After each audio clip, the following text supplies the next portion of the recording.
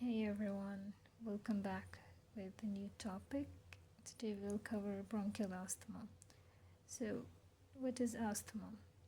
So, it's a chronic respiratory disease characterized by airway inflammation. So, that causes variable respiratory symptoms and expiratory airflow limitation.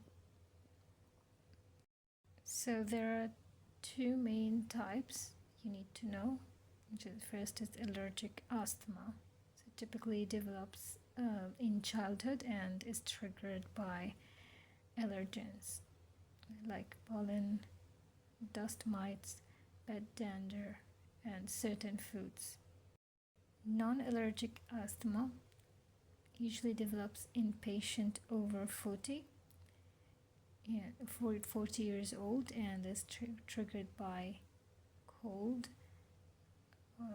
and cold air medications like aspirin or NSAIDs, as well as exercise and viral infections.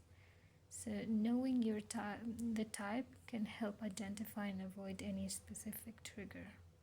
So how does asthma present? So remember the classic triad: dyspnea or shortness of breath, and expiratory wheezing, that's the high-pitched whistling sound when breathing out, and a persistent dry cough that worsens at night and with triggers. So here is the key diagnostic features. So symptoms are variable and reversible, so they can change over time. So get triggered by specific exposure, and improves with anti-asthmatic medication, and resolves when the trigger is removed. So this variable is what separates asthma from other lung diseases like COPD, which is progressive and usually irreversible.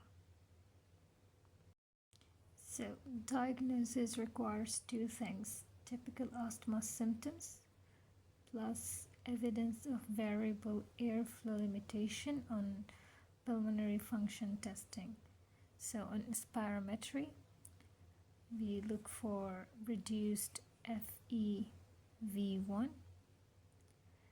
that's forced expiratory volume in 1 second, and a reduced FEV1 to FVC ratio, typically below 0.7.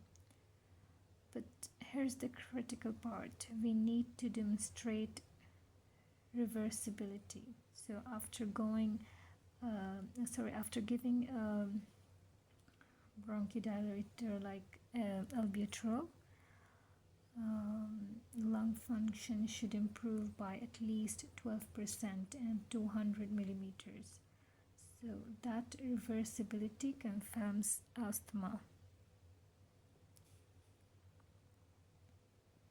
So additional tests like allergy testing to identify specific triggers and screen for comorbidities like rhinosinusitis or GERD that can also worsen asthma control and increase exacerbation risk. So we also do X-ray examinations as well. So treatment is based on severity and follow-up, and it follows step-up approach, but the foundation is always an inhaled corticosteroids. So for persistent asthma, we added long-acting beta agonist or LABA. The combination like budesonide formoterol is the gold standard for moderate to severe asthma.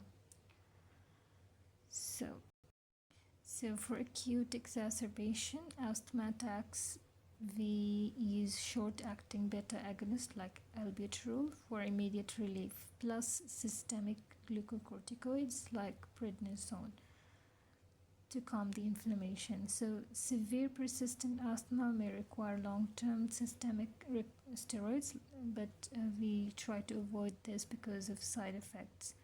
So beyond medications, trigger avoidance is absolutely critical, and managing comorbidities like rhinosinusitis and GERD. It helps achieve better symptom control, and reduces exacerbation. So regular follow-up allows us to step therapy up and or down based on how well controlled the asthma is. So thank you for listening, and if you find this useful, please like and subscribe and share it with your friends. Okay, bye bye.